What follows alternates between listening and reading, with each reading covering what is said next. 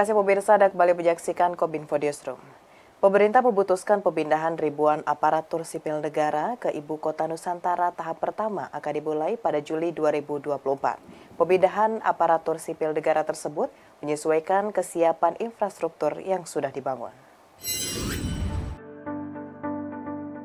Sebanyak 3.246 aparatur sipil negara atau ASN akan dipindahkan pemerintah ke Ibu Kota Negara atau IKN Kalimantan Timur tahap pertama mulai Juli 2024 hingga November 2024. Dikutip dari siaran pers Pendayagunaan Aparatur Sipil Negara dan Reformasi Birokrasi Menpan RB, Abdullah Azwar Anas mengungkapkan bahwa ASN yang akan dipindahkan tahap pertama berasal dari 37 kementerian atau lembaga.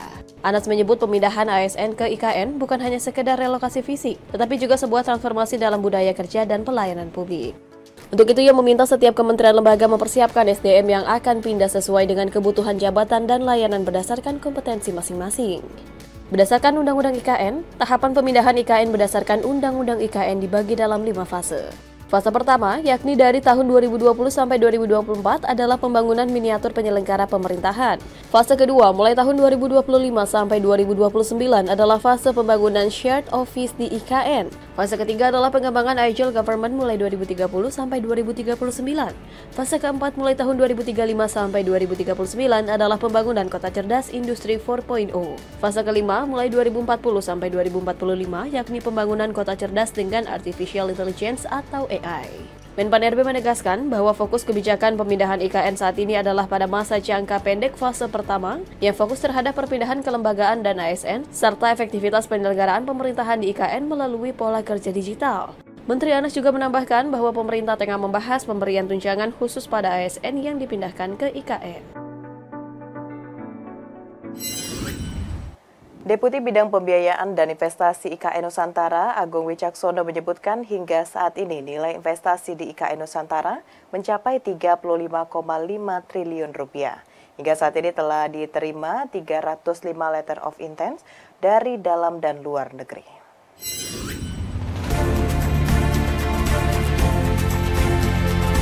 Hingga saat ini, Otorita Ibu Kota Negara Nusantara telah menerima 305 surat pernyataan minat dari seluruh dunia untuk berinvestasi di IKN Nusantara, 172 diantaranya adalah investor dari Indonesia. Deputi Bidang Pembiayaan dan Investasi IKN Agung Wicaksono menyebutkan, tingginya minat investor dalam negeri ini selain peran serta Presiden Joko Widodo, Kamar Dagang Indonesia juga turut berkontribusi dalam menggait minat investor di IKN. Sementara itu, pada groundbreaking tahap 1 di IKN Nusantara yang dilaksanakan pada 21 hingga 22 September 2023 lalu, nilai investasi mencapai 23 triliun rupiah. Sedangkan untuk groundbreaking tahap 2 menghasilkan investasi senilai 12,5 triliun rupiah.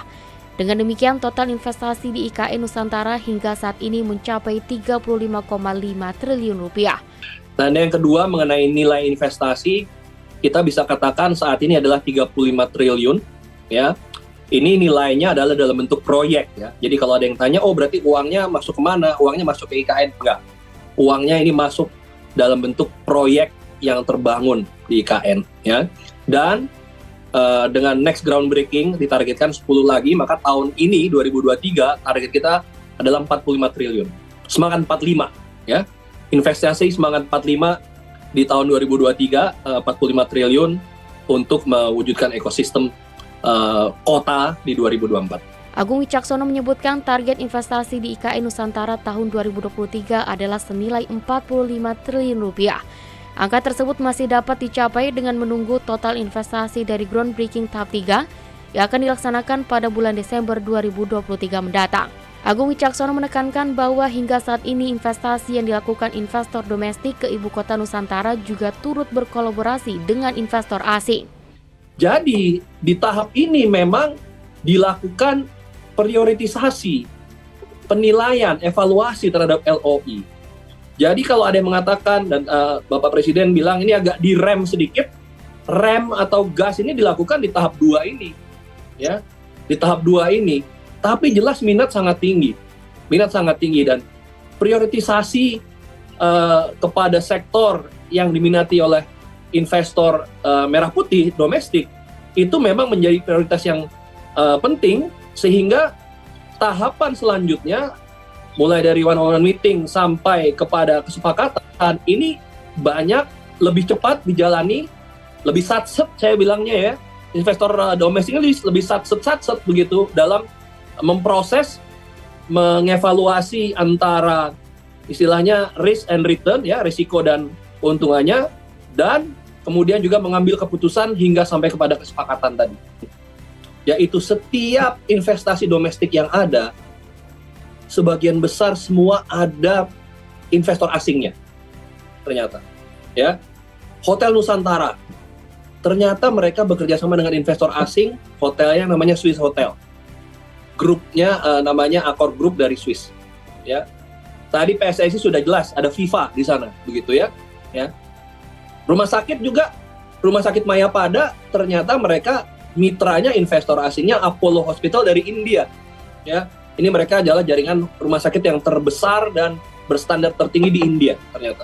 Ya. Kemudian sekolah tadi, kita menyebutnya namanya Nusantara Intercultural School ya, NIS ya, dan mereka didirikan oleh JIS, Jakarta Intercultural School, yang investornya adalah para investor Amerika.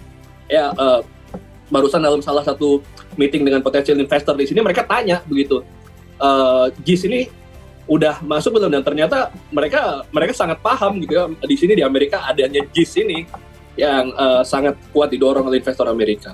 Di kesempatan lain, Presiden Joko Widodo menyebutkan hingga saat ini dengan banyaknya surat pernyataan minat yang telah masuk ke IKN, Presiden meyakini nantinya dengan mengikuti proses akan bertambahnya investor dari luar. Presiden juga menegaskan saat ini Indonesia terlebih dahulu membuka peluang besar bagi investor dalam negeri untuk berinvestasi di Indonesia. Ya, di semua negara kita menyampaikan progres IKN, investasi apa yang terbuka dan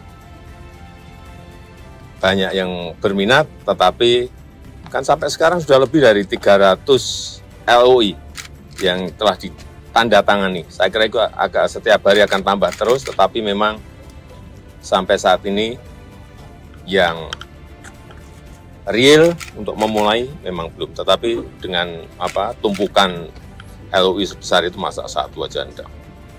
Saya kira akan banyak. Hanya kita dahulukan dulu investor dari dalam negeri terlebih dahulu. Komisioner Komisi Pemilihan Umum Idam Khalil meminta partai politik memperhatikan kaum disabilitas pemilu 2024. Idam menegaskan penyelenggaraan pemilihan umum harus menegakkan pelindungan hak asasi manusia, termasuk kelompok rentan.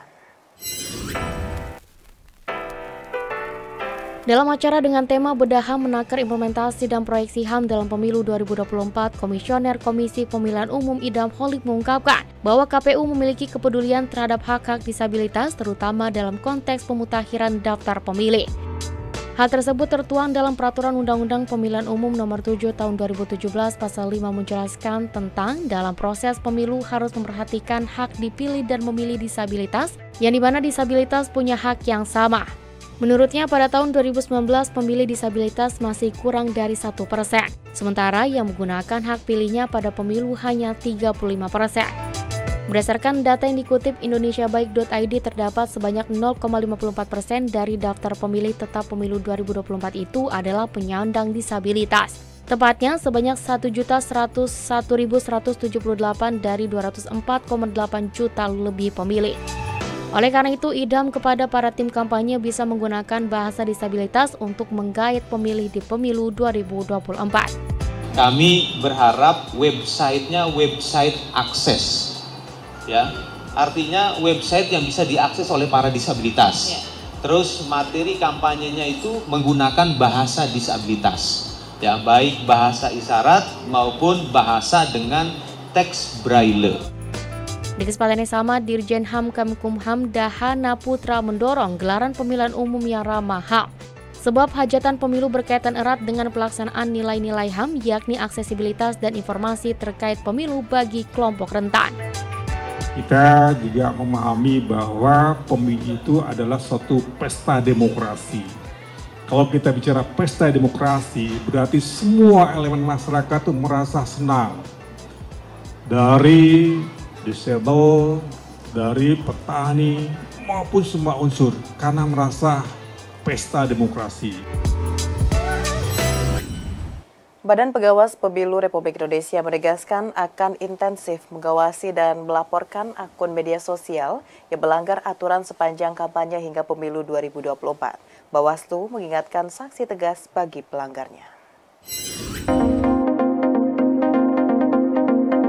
Dalam acara konsolidasi nasional dan apel siaga pengawasan tahapan kampanye, Ketua Bawaslu Rahmat Bagja mengarahkan jajarannya untuk mengawasi dan melaporkan akun media sosial yang melakukan pelanggaran sepanjang masa kampanye hingga pemilu 2024.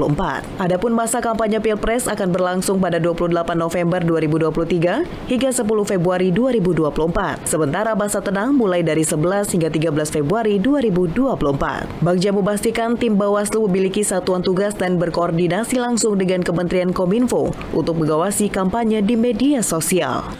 Masing-masing jajaran pengawas pemilu daerah membuat strategi khusus untuk pengawasan kampanye di media sosial, identifikasi tagar populer, akun-akun yang berpotensi menyebarkan informasi palsu, dan tren yang mungkin perlu diawasi.